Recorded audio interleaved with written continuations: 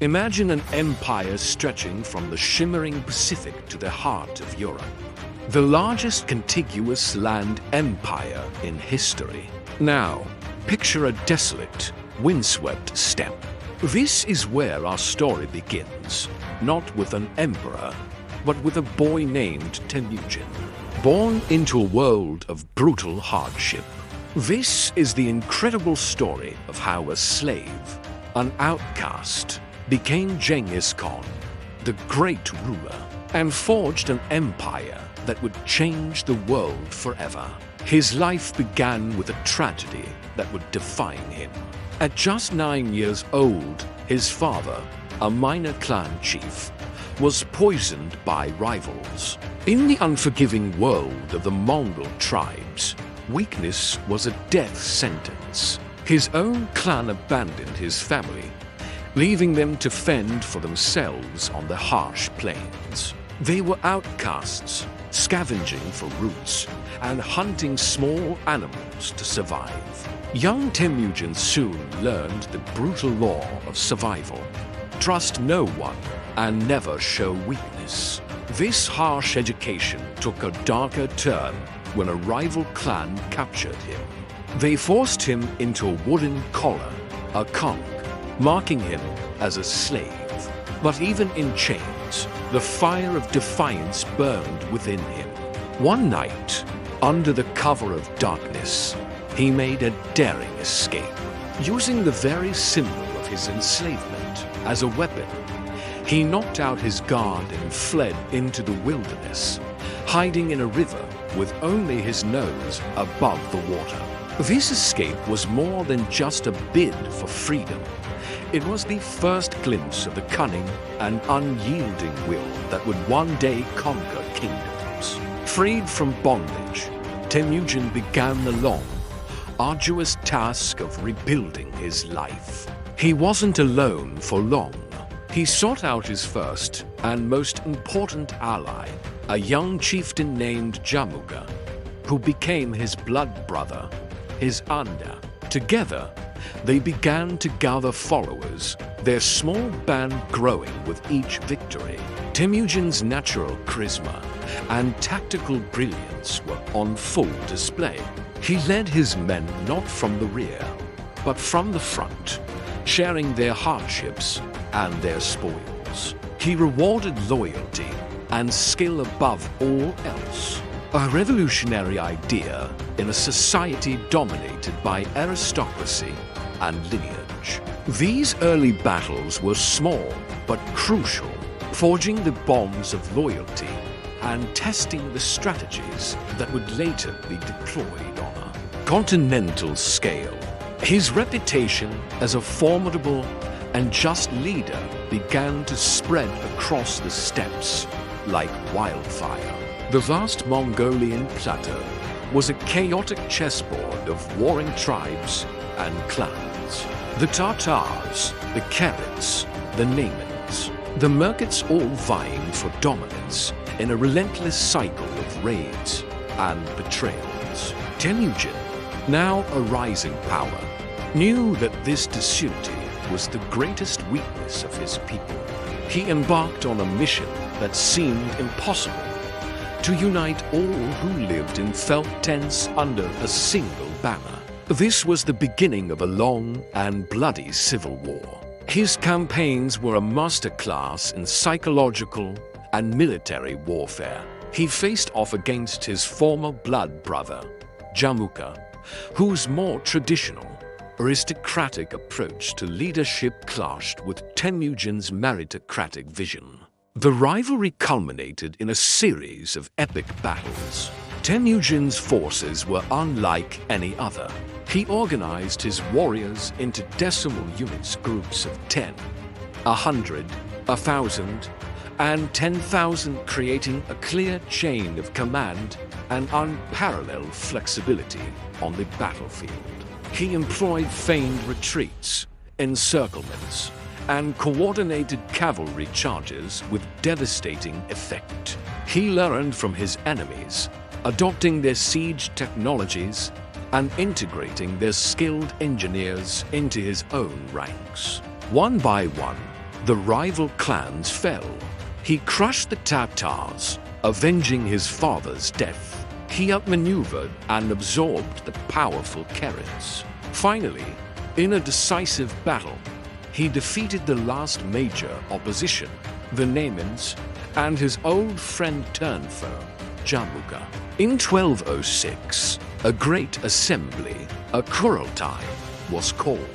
On the banks of the Onan River, the chieftains of the now unified Mongol nation gathered.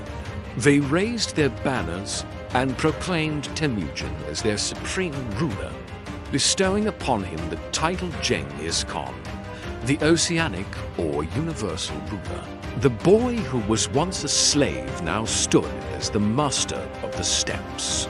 A new nation had been born from fire and steel, and its gaze was turning outward. With the Mongol tribes united behind him, Genghis Khan unleashed his formidable war machine upon the world. This was not just an army, it was a force of nature. Every man was a skilled horseman and archer from birth. Their discipline was absolute, enforced by a strict legal code known as the Yasa. Disobedience or cowardice was punishable by death, not just for the individual, but for their entire unit of 10. Their tactics were revolutionary. The Mongol horse archers were the masters of hit-and-run warfare, showering their enemies with arrows from a distance before charging in with lances and sabers. They used spies and scouts to gather intelligence, employed psychological warfare to terrorize cities into submission, and demonstrated a logistical genius that allowed them to move vast armies across impossible terrains at unprecedented speeds. Their first major target was the Jin dynasty in northern China. The Great Wall, which had stood for centuries as a barrier to nomadic invaders, proved little obstacle. The Mongols simply went around it or broke through it, laying siege to the great, wealthy cities. They learned the art of siege warfare on the fly, capturing engineers and forcing them to build trebuchets, battering rams, and other engines of war. The campaign was brutal and devastating, culminating in the sack of the Jin capital, Zhongdu, modern-day Beijing. But their greatest and most destructive campaign was yet to come. The wealthy Khwarezmian Empire, stretching across modern-day Iran, Afghanistan, and Central Asia, made a fatal mistake. They provoked the Khan by killing his envoys. Genghis Khan's response was swift and apocalyptic. He unleashed the full might of his empire in a multi-pronged invasion. Great centers of Islamic civilization cities like Samarkand, Bukhara, and Urgench were not just conquered, they were obliterated. Chronicles from the time speak of rivers of blood and pyramids of skulls. The Mongols destroyed ancient irrigation systems, turning fertile farmland into desert. A devastation from which the region would not recover for centuries. Animated maps of this period show a terrifyingly rapid expansion. A red tide of conquest washing over continents, leaving a trail of destruction from the shores of the Yellow Sea to the banks of the Dnieper River in Europe. The unstoppable empire had arrived. As the dust of his conquests began to settle, Genghis Khan was no longer the young warrior, but an aging emperor ruling over a vast domain. In his final years, he was not just a conqueror, but a governor. He established the Yam, a sophisticated postal relay system that connected his empire. He promoted trade along the Silk Road, making it safer than ever before.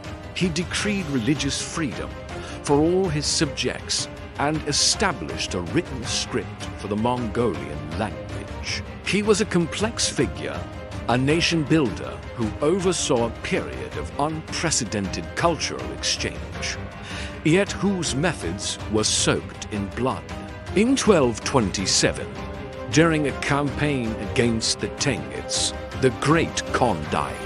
The exact cause and location of his death remain a mystery. Buried with him in an unmarked grave according to his wishes. But his vision did not die with him. He had laid the groundwork for a dynastic succession, and his sons and grandsons, like Ogedai, Kublai, and Hulagu, would continue his conquests. They would push the empire to its absolute limits, reaching Poland and Hungary in the west, and establishing the Yuan dynasty in China. Genghis Khan's legacy is one of profound and often terrifying contradictions. To the Mongols, he is the revered founding father, the man who gave them a nation, an identity, and a place in history. To the many civilizations he conquered, he was a destroyer of worlds, a name synonymous with slaughter and devastation. He was responsible for the deaths of millions, yet he also connected East and West like never before, ushering in an era known as the Pax Mongolica, the Mongol Peace. He rose from the lowest depths of society to achieve a level of power that is almost unimaginable. He was a slave, a warrior, a unifier, a lawgiver, a conqueror, and an emperor. He was Genghis Khan, and his impact on our world is still felt to this day. Thank you for watching. If you found this journey into the past fascinating, be sure to like, subscribe, and hit the notification bell for more epic histories.